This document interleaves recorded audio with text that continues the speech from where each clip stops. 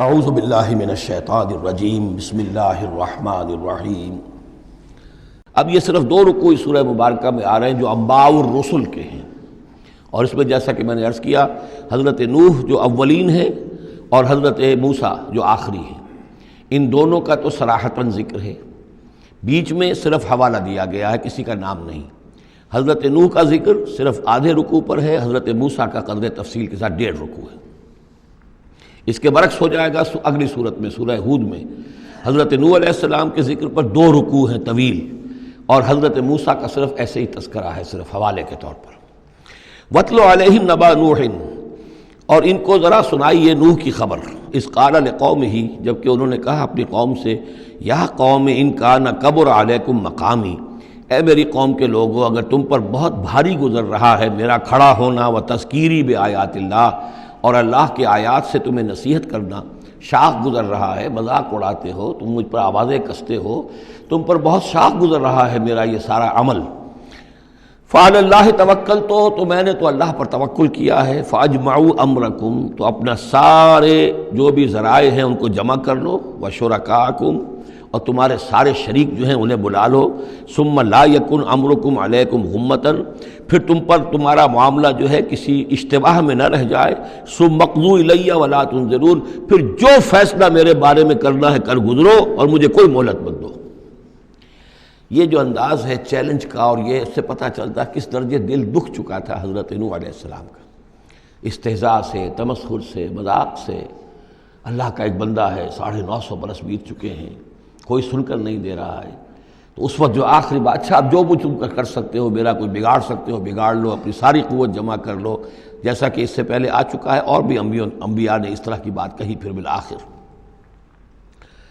فَإِن تَوَلَّيْتُمْ، اور پھر اگر تم یہ نہ کرو، اگر تم اس کھلے مقابلے میں بھی نہ آؤ، اور اس میں اس بات کا خیال موجود ہے، یعنی اس بات کا امکان موجود ہے کہ ان کے دل میں چور ہو کہ ہم اس کے خلاف کوئی اقدام کریں، اسے قتل کر دیں، نوح کے خلاف کوئی اور ہم ایسا اقدام کریں تو پتہ نہیں کوئی مصیبت ہم پر نہ آ جائے، لہذا یہ سارا جو انداز تھا حضرت نوح علیہ السلام کا، اس کے باوجود پھر وہ فرما رہے ہیں وَإِن تَوَلَّيْتُمْ، اگر تم نہیں کچھ کرتے، فَمَا سَأَلْتُكُم مِّنْ أَجْرٍ، تو پھر ذرا غور کرو، میں نے جو بھی تمہاری خدمت کی ہے آج تک، تمہیں جو دین کی طرف بلایا ہے، دعوت دی ہے، میں نے کبھی تم سے کوئی اجر مانگا ہے؟ میں نے تم سے کوئی اجرت تو طلب نہیں کی، تم سے کوئی شاباش تک نہیں مانگی، میں نے تم سے کوئی مدد نہیں مانگی، تم سے کوئی اجرت نہیں مانگی۔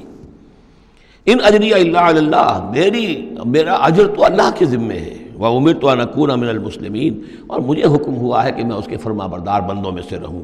فکذبوہ، تو انہوں نے پھٹلا دیا اس کو۔ فنجیناہ، تو ہم نے نجات دے دی اس کو، ومن معہ فی الفلک، اور جو بھی اس کے ساتھ تھے اس کی کشتی میں۔ وجعلناہم خلائف، اور انہی کو پھر ہم نے خلفاء بنا دیا زمین کے اندر، پھر انہی کو خلافت عطا کی، انہی کو جانشین بنایا۔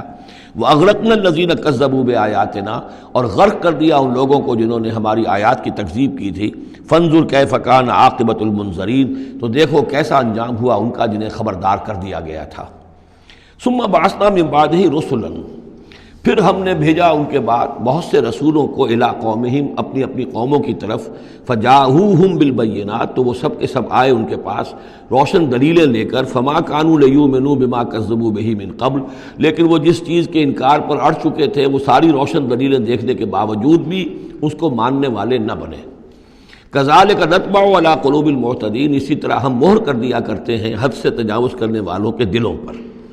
ثم بعثنا من بعدہم موسیٰ و ہارون، اب یہ دیکھیے وہ جو ایک لنک جو ہے، جو میں نے آپ کو بتایا تھا، ایک چین ہے، حضرت نوح، حضرت ہود، حضرت صالح، حضرت لوط، حضرت شعیب اور حضرت موسیٰ، یہ 6 کا ذکر قرآن مجید میں بار بار آتا ہے۔ یہاں پر حضرت نوح کا اور حضرت موسیٰ کا، درمیان میں صرف ثم بعثنا من بعدہم رسلا، اور بھی رسول آئے، ان کا یہاں صراحتاً تذکرہ نہیں ہے۔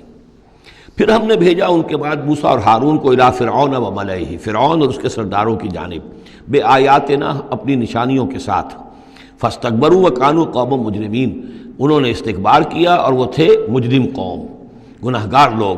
فلما جاءهم الحق من عندنا، تو جب ان کے پاس ہمارے پاس سے ان تک ہمارے پاس سے حق پہنچا، قالوا ان ھذا لسحر مبین، تو انہوں نے کہا یہ تو کھلا جادو ہے۔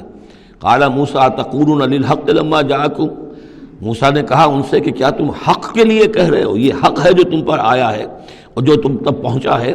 اسحر ھذا، کیا یہ جادو ہے؟ ولا یفلح الساحرون، اور ساحر تو کبھی فلاح نہیں پایا کرتے۔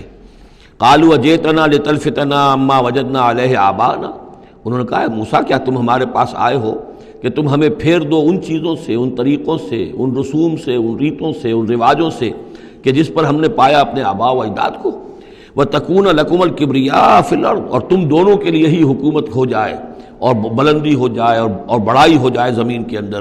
دونوں سے مراد حضرت موسیٰ اور حضرت ہارون علیہ السلام۔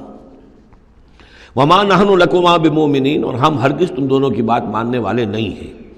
وَقَالَ فِرْعَوْنُ ائْتُونِي بِكُلِّ سَاحِرٍ عَلِيمٍ، اور فرعون نے کہا لے آؤ میرے پاس تمام جو ماہر اور جادوگر ہیں ان کو جمع کر لو۔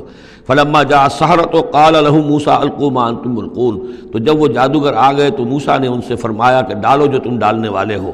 فلما القوا، جب انہوں نے ڈالا، قال موسیٰ ما جئتم به السحر، موسیٰ نے فرمایا یہ جو تم لائے ہو، جو تم نے پیدا کیا، یہ جادو ہے۔ ان اللہ سیبطلہ، ان قریب اللہ تعالیٰ اس کا باطل ہونا ثابت کر دے گا، اسے نسیہ منسیہ کر دے گا، ہباء منصورہ کر دے گا۔ ان اللہ لا یصلح عمل المفسدین، یقیناً اللہ تعالیٰ مفسدوں کے عمل کو راہ یاب نہیں کرتا، کامیاب نہیں کرتا۔ وَيُحِقُّ اللَّهُ الْحَقَّ بِكَلِمَاتِهِ، اور اللہ تعالیٰ تو حق کو حق ثابت کرتا ہے اپنے کلمات سے، وَلَوْ كَرِهَ الْمُجْرِمُونَ، خواہ یہ مجرموں کو کتنا ہی ناگوار ہو۔ فَمَا آمَنَ لِمُوسَىٰ إِلَّا ذُرِّيَّةٌ مِّن قَوْمِهِ عَلَىٰ خَوْفٍ مِّن فِرْعَوْنَ وَمَلَئِهِمْ أَن يَفْتِنَهُمْ، تو نہیں ایمان لائے موسیٰ پر مگر ان کے نوجوان اس کی قوم میں سے، کچھ نوجوان اس کی قوم میں سے، کچھ لڑکے، عَلَىٰ خَوْفٍ مِّن فِرْعَوْنَ، فرعون کے خوف کی وجہ سے، وہ ملئہم، اور ان کے اپنے سرداروں کے خوف کی وجہ سے، ان یفتنہم، کہ وہ ان کو مصیبت میں اور تکلیف میں مبتلا کریں گے۔ یہ بہت اہم ہے جو آیت ہے، اس کو سمجھ لیجئے کہ وہاں جو صورتحال تھی کہ یہ جو قبطی قوم تھی جو اس وقت وہاں پر حکمران ہے آل فرعون، اور یہ جو اسرائیلی ہیں یہ ان کے محکوم ہیں، لیکن محکوم قوموں میں سے بھی اکثر ایسے لوگ ہوتے تھے اور ہمیشہ ہوئے ہیں کہ حکمران قوم ان میں اپنے ایجنٹ بنا لیتے ہیں، ان میں سے کچھ لوگوں کو خطابات دے دیتے ہیں، جیسے ہمارے یہاں خان بہادر اور خان صاحب، اور یہ جو خطابات دے دے کے انگریزوں نے مسلمانوں میں اور ہندوؤں میں وہ اپنے ایجنٹ اور اپنے